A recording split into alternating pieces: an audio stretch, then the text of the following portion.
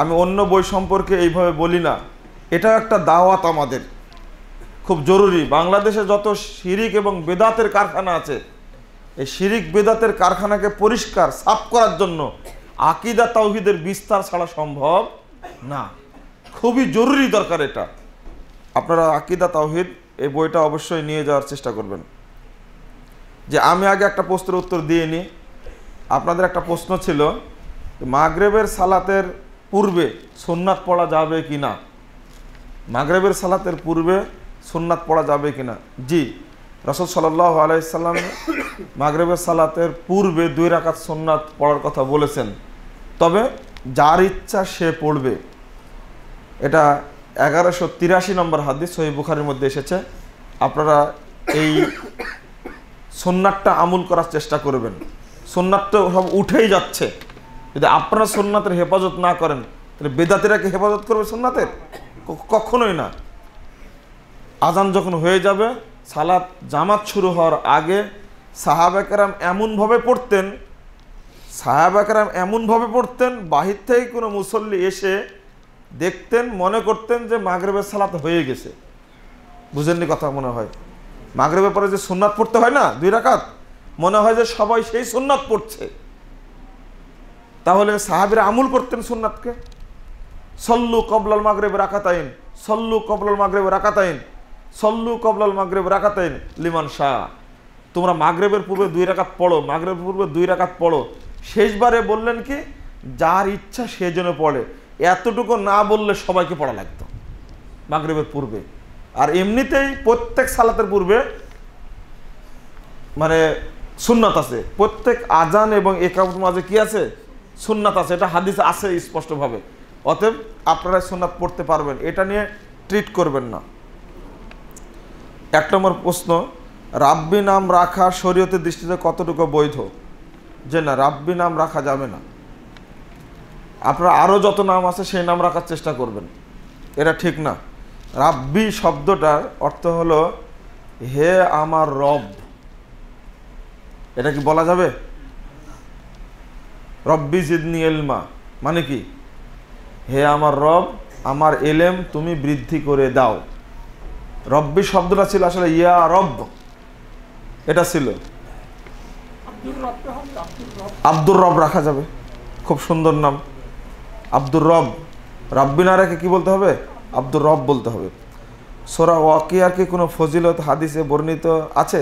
জি, সূরা ওয়াকিয়ার যত ফজিলত আছে সবগুলো জয়ীফ হাদিস। আপনারা মনে রাখবেন, সূরা ওয়াকিয়ার নির্দিষ্ট কোনো ফজিলত নাই। অনুরূপভাবে সূরা ইয়াসিনেরও কোনো স্পেশাল ফজিলত নাই। যত হাদিস বর্ণিত হয়েছে সূরা ইয়াসিন সম্পর্কে সবগুলো জয়ীফ, সবগুলোই জাল। যেমন একটা হাদিস, যে ব্যক্তি সূরা ইয়াসিন একবার পড়বে ওই ব্যক্তি 10 বার কোরআন খতম করার সুযোগ সওয়াব পাবে। এই হাদিসটা জাল হাদিস, এই হাদিস আমল করা যাবে না। যে ব্যক্তি সূরা ইয়াসিন পড়ে ঘুমাবে সকালবেলা নিষ্পাপ হয়ে উঠবে, এটা একটা জাল হাদিস। যে ব্যক্তি সূরা ইয়াসিন পড়ে ঘুমাবে রাত্রিতে, যদি রাত্রিতে মারা যায় ওই ব্যক্তি জান্নাতে যাবে, এটা একটা জাল হাদিস। আপনি কয়টা নেবেন? সব জাল হাদিস। হ্যাঁ, স্পেশালি ফজিলত আছে সূরা মুলকের। সূরা মুলক পড়বেন আপনি প্রতিদিন রাত্রিতে বা যে কোনো সময়, দিনে রাত্রে একবার করে সূরা মুলক পড়বেন। রাসূলুল্লাহ সাল্লাল্লাহু আলাইহি সাল্লাম বলছেন সূরা মুলক এমন একটা সূরা, কাল কিয়ামতের মাঠে, এটা 1400 নম্বর হাদিস, আবু দাউদের মধ্যে এসেছে। মুহাম্মদ রাসূলুল্লাহ সাল্লাল্লাহু আলাইহি সাল্লাম বলছেন যে কোনো ব্যক্তির উপরে জাহান্নাম ওয়াজিব হয়ে গেছে কিন্তু লোকটা সূরা মুলক পড়তো, ইয়াশফাউ লাহু হাত্তা ইউগফারা, আল্লাহকে বলতেই থাকবেন আল্লাহ লোকটাকে তুমি ক্ষমা করো, আল্লাহ লোকটাকে ক্ষমা করো। কে বলবে? সূরা মুলক বলবে। অবশেষে আল্লাহ বলবেন যে না, তার ক্ষমা হবে না। সূরা মুলক আবার বলবে যে আল্লাহ তুমি তাকে ক্ষমা করো, ও আমাকে পাঠ করেছে, আমার কথা শুনবে না, মানে তুমি ক্ষমা করো। আল্লাহ বলবেন না, ক্ষমা হবে না। এই করতে করতে হাত্তা ইউগফারা, অবশেষে আল্লাহ তাকে ক্ষমা করে দেবেন। তাহলে সূরা মুলক পড়া কত গুরুত্বপূর্ণ। যে কোনো টাইম, রাত্রে আল্লাহ রাসূল পড়তে হাদিসে আসছে। আর একটা হাদিস আসছে, সূরাতুল মুলকের নাম হলো সূরাতুল মানিয়া।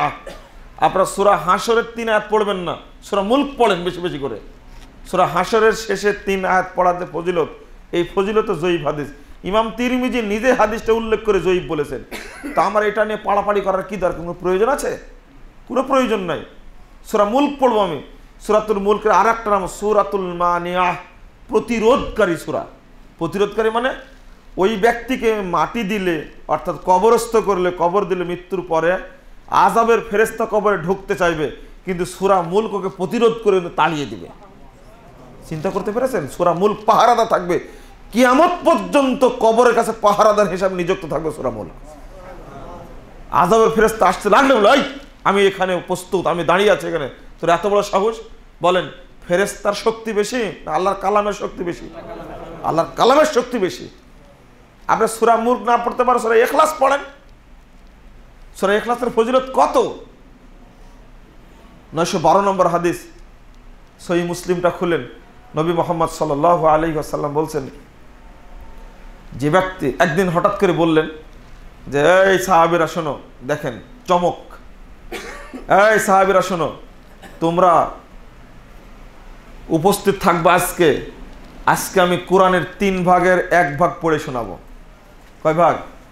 কোরআনের 3 ভাগের 1 ভাগ পড়ে শোনাবো। সাহাবীরা তো আনন্দে আত্মহারা, সবাই জমা হয়েছে মসজিদ নববীতে। এক সময় এসে আল্লাহ রাসূল বাড়ি থেকে বেরিয়ে এসে পড়লেন কুল হুয়াল্লাহু আহাদ আল্লাহুস সামাদ লাম ইয়ালিদ ওয়া লাম ইউলাদ ওয়া লাম ইয়াকুল লাহু কুফুয়ান আহাদ, এই কথা বলে আবার বাড়ির মধ্যে চলে গেছেন। সাহাবীরা জমা হতেই আছে। তো পরে বলছে, কি ব্যাপার তোমরা যে এখনো জমা হচ্ছে, যে এত যাও না কেন? আপনি না বলেছেন আজকে সূরা কি বলে কোরআনের 3 ভাগের 1 ভাগ পড়বেন আপনি? হা কুল হুয়াল্লাহু আহাদ ইন্নাহা লা তা'দিলু সুলুসাল কোরআন। আরে সূরা ইখলাসই হলো কোরআনের 3 ভাগের 1 ভাগ। এটা সারপ্রাইজ। এবং সূরা ইখলাস পড়েন। সূরা ইখলাসের যত ফজিলত, এই ফজিলতগুলো আপনি টেনে নিয়ে বাড়ি যেতে পারবেন না, এত ফজিলত বর্ণিত সূরা ইখলাসে। সাহাবীরা একটা 2901 নম্বর হাদিস তিরমিজির মধ্যে এসেছে। সাহাবীরা একটু লম্বা হয়ে গেল মনে হয়, তাই না? সাহাবীরা এসে মানে রিপোর্ট দিচ্ছে একজন ব্যক্তির, ওই মসজিদে ইমামতি করে কিন্তু শুধু সূরা ইখলাস পড়ে। বুঝতে পারেননি? সূরা পড়তে গেলে আগে কি পড়ে? সূরা ইখলাসটা পড়ে নেয়। তো আসার পরে ওকে বলে যে তুমি সূরা ইখলাস পড়ো না, এত শুনে না। এবার আল্লাহর নবীর কাছে বিচার নিয়ে আসছে। সালাতের মধ্যে, যে কোনো সময় সালাতের মধ্যে কথা তো বলছি, ইমামতি করতেন, সালাতের মধ্যে সূরা ইখলাস পড়তেন। তো বলছে যে কি খবর তোমাদের? বলছে এই লোকটা সূরা ইখলাস ছাড়া অন্য সূরা পড়েই না, সূরা ইখলাস পড়ে তারপরে অন্য সূরা পড়ে। বিচার দিয়ে দিল মনে করেন। তা আল্লাহ নবী বিচার করে দিলেন কি জানেন? এমন বিচার করলেন, আল্লাহ রাসূলকে জিজ্ঞেস করলেন যে তুমি কি জন্য পড়ো? তা আল্লাহ রাসূল, এটা পড়তে খুব ভালোবাসি, না পড়ে আমি শান্তি পাই না সূরা ইখলাস। তখন আল্লাহ নবী বিচার করে দিলেন, ইন্না হুব্বাকা আদখালাকাল জান্নাহ, এই ভালোবাসাই তোমাকে জান্নাতে নিয়ে চলে গেছে। সূরা ইখলাস। আল্লাহ রাসূল বলছেন, যে ব্যক্তি সূরা ইখলাস 10 বার পড়বে, কয়বার? 10 বার পড়বে, বানাল্লাহু লাহু কসরান ফিল জান্নাহ, আল্লাহ তার জন্য জান্নাতে বিশাল একটা প্রাসাদ তৈরি করবেন। সূরা ইখলাস পড়েন। অযথা জাল হাদিসগুলো পড়ার কি দরকার? বুঝেননি মনে কথাগুলো আমার? হ্যাঁ, যেগুলো কোনো দলিল নাই এগুলো পড়ার কি দরকার? আপনি সূরা বাকারার শেষ 2 আয়াত পড়েন, আপনি সূরা ফাতিহা বেশি বেশি করে পড়েন। আল্লাহু আকবার। সূরা ফাতিহার ফজিলত আপনারা জানেন না। সূরা ফাতিহা এবং সূরা বাকারার শেষ 2 আয়াত যেদিন নাজিল হয়, আল্লাহ রাসূলকে বলছেন যে পৃথিবী সৃষ্টির পর থেকে, আসমান জমি সৃষ্টির পর থেকে হঠাৎ একটা বিকট শব্দ হলো। তো জিবরিল আমিন সেখানে বসা। কিসের শব্দ হলো? আসমানের দিকে তাকিয়ে বলছেন যে আজকে আসমানের একটা দরজা খোলা হয়েছে, যা দুনিয়া সৃষ্টির পর থেকে কোনোদিন খোলা হয়নি, আজকে প্রথম খোলা হয়েছে। কি জন্য? ওতে একজন ফেরেশতা আসতেছে স্পেশাল 2টা আয়াত নিয়ে, এটা নাজিল হবে আজকে। তাই এই দরজা, স্পেশাল দরজা দেওয়া 2টা জিনিস নাজিল হয়েছে। একটা হলো সূরা বাকারার শেষ 2 আয়াত, আর সূরাতুল ফাতিহা নাজিল হয়েছে। এই 2টা সূরা, এই 2 আয়াত পড়া সম্পর্কে আল্লাহ নবী বলছেন, রাসূল সাল্লাল্লাহু আলাইহি ওয়াসাল্লাম বলছেন, সূরা তোমরা কোরআন পড়ো, ফাইন্নাহু শাফিআন ইয়াউমাল কিয়ামা, কোরআন পড়ো, কোরআন সুপারিশ করবে তোমাদের জন্য। এটা এক। গোটা কোরআন থেকে আলাদা করে নিলেন। তোমরা সূরা আলী ইমরান আর সূরা বাকারা পড়ো, সূরা বাকারা সূরা আলী ইমরান বাদ দিয়ে শেষে বললেন সূরা বাকারা শেষ আয়াত 2টা আয়াত পড়ো। এরপরে বললেন শুধু সূরা ফাতিহা পড়ো। সূরা ফাতিহার প্রত্যেকটি অক্ষর বিশাল বিশাল বরকতের ভান্ডার। শব্দ না, শব্দ না, কি বললাম? অক্ষর। সূরা ফাতিহার প্রত্যেকটি অক্ষর এক একটা বড় বড় বরকতের ভান্ডার। আল্লাহ রাসূল সূরা বাকারা সম্পর্কে বলছেন, ইকরাউ সূরাতুল বাকারা, সূরা বাকারা পড়ো, ফাইন্নাহা বারাকা, সূরা বরকত, সূরা বাকারা হলো বরকতের বিশাল ভান্ডার। মান আখাযাহা বারাকা ওয়া মান তারাকাহা খাসারা, যে ব্যক্তি সূরা বাকারা পড়লো ওই বরকতের ভান্ডারটাকে সে আয়ত্ত করলো, আর যে ব্যক্তি সূরা বাকারাকে পড়লো না সে ব্যক্তি এই বরকতের ভান্ডার থেকে সে বিমুখ হলো। আল্লাহু আকবার। সূরা বাকারার কথা বললেন, এগুলো পড়েন আপনারা, যেগুলোর ফজিলত নাই ওগুলো পড়ার চেষ্টা করবেন না। মনে থাকবে তো? সূরা ওয়াকিয়ার ফজিলতটা কি জানেন? যে ব্যক্তি সূরা ওয়াকিয়া বেশি বেশি পড়বে এই ব্যক্তির দরিদ্রতা দূর হয়ে যাবে। এই হাদিস জয়ীফ হাদিস। কোরআন মুখস্থ কোরআন তেলাওয়াত করা এবং দেখে দেখে কোরআন তেলাওয়াত করার মধ্যে কোনো সওয়াবের পার্থক্য আছে কি? জি, পার্থক্য আছে। আল্লাহ রাসূল বলেছেন মাসহাফ দেখে কোরআন পড়াটা উত্তম। হাফেজ হলেও আপনারা কোরআনটা সামনে নিয়ে পড়বেন, এটাই হলো উত্তম। হাদিসে যেহেতু এসেছে এইভাবেই পড়বেন। দেখে মুখস্থ তো পড়বেন আপনি, কোরআনটা যেন সামনে থাকে। মনে থাকবে তো? হাফেজদের মর্যাদা কিন্তু আলাদা। আমি অন্য বক্তব্যে বলেছি, আজকে আর বলছি না। হাফেজদের মর্যাদাই আলাদা। এরপরেও হাফেজদের চেষ্টা করতে হবে কোরআনটা সামনে নিয়ে পাঠ করা। মহিলাদের সুগন্ধি লাগিয়ে বাহিরে যাওয়া কি রকম গুনাহের কাজ? এবং জুমার দিনে কি তারা মসজিদে সুগন্ধি লাগিয়ে আসতে পারবে? নাউজুবিল্লাহ। সুগন্ধি লাগিয়ে মসজিদে আসা হারাম। মহিলাদের সুগন্ধি লাগিয়ে মসজিদে আসা হারাম, বাহিরে যাওয়া আরো। মসজিদে আসায় যদি হারাম হয় তাহলে বাহিরে যাওয়া কি? শুধু সুগন্ধি কেন, আরো কিছু মাখতে পারবে বাড়িতে তার স্বামীকে খুশি করার জন্য, বাহিরে মাখতে পারবে না। এটা একবার হারাম। যদি কোনো মহিলা সুগন্ধি মেখে বাহিরে যায় তাহলে ও অপবিত্র হয়ে গেল। সেই অপবিত্রতা যেমন মিলন হলে মানে ফরজ গোসল না করা পর্যন্ত ও পবিত্র হবে না। অধিকাংশ মহিলা বাজারে যায়, মাঠে ঘাটে যায়, কি খুব সুন্দর করে সেজে গুজে যায় না, সুগন্ধি মেখে যায় না, ওর পাশ দিয়ে হাঁটাই যায় না দুর্গন্ধের ঠেলায়। এই মহিলাকে এসে আবার ফরজ গোসল নাই গোসল করতে হবে, না হলে সালাত হবে না। যারা রাসূল সাল্লাল্লাহু আলাইহি ওয়াসাল্লাম সহ পীর আউলিয়াদের ইলমুল গায়বের অধিকারী মনে করে তাদের পিছনে সালাত হবে কি? যে না, তাদের সালাম দেওয়া যাবে না। যদি জানতে পারেন যে এ আল্লাহর নবীকে গায়েব জানতা মনে করে, তার পিছনে সালাত হবে না, বরং এ মুশরিক। কথাটা খুব কড়া করে বলে দিলাম। যে ব্যক্তি মনে করে যে আল্লাহর নবী গায়েব জানতেন, পীর আউলিয়ারা গায়েব জানেন, মৃত্যু ব্যক্তিরা গায়েব জানেন, এর ঈমানও নাই, আমলও নাই, ইসলামও নাই। ও আর সুরঞ্জের গুপ্তের মাঝে কোনো পার্থক্য নাই, একই রকম। এটা শিরকে আকবার। এটা কি শিরকে আকবার? আপনি খুলেন সূরা মায়েদা ৭২ নম্বর আয়াত।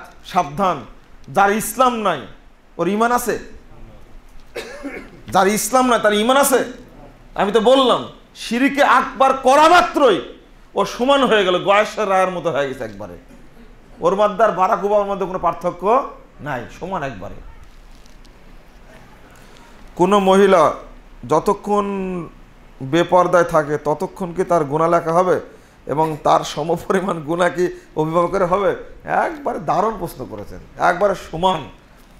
যে বেপর্দা যতক্ষণ থাকে ততক্ষণ তার উপরে আল্লাহর পক্ষ থেকে গজব নাজিল হতে থাকে। সহিহ বুখারীর 1016 পৃষ্ঠার হাদিস। খবরদার, সাবধান। 24 ঘন্টা তার অভিভাবক হলো দায়ুস আর এই মহিলা হলো খান্নাস। কথা বুঝতে পারলেন? এই মহিলা কোনোদিন জান্নাতে যেতে পারবে না, জান্নাতের সুগন্ধিও পাবে না। আর এই দায়ুস পুরুষ, এই অভিভাবকের স্বামীর, এ হলো দায়ুস, এর উপরে জান্নাতকে হারাম করে দিয়েছেন। রাসূলুল্লাহ সাল্লাল্লাহু আলাইহি ওয়াসাল্লাম বলেছেন আল্লাহ রাব্বুল আলামিন এর উপরে জান্নাতকে হারাম করে দিয়েছেন। 5372 নম্বর হাদিস মুসনাদ আহমদের মধ্যে এসেছে। আর বাতের ব্যথার জন্য কালো রাবারের বালা ও সৌদি আরব থেকে আনা বাতের চেন ব্যবহার করা যাবে কি? একে তো সাইজ আগেই করেছি। হাজি সাহেবরা হজ করতে যায়, শিরিক কিনে নিয়ে আসে আর বেদাত কিনে নিয়ে আসে। হাজি সাহেব হজ কিন্তু মক্কাতে আসে, বাংলাদেশে আসেনি, অত সহজ না। চেন কিনে নিয়ে আসা মানে কি? শিরিক কিনে নিয়ে আসা। আর তসবি কিনে নিয়ে আসা মানে কি? বেদাত কিনে নিয়ে আসা। ওর হজ হয়েছে? যে না, হজ হবে না। চেন পরা শিরিক।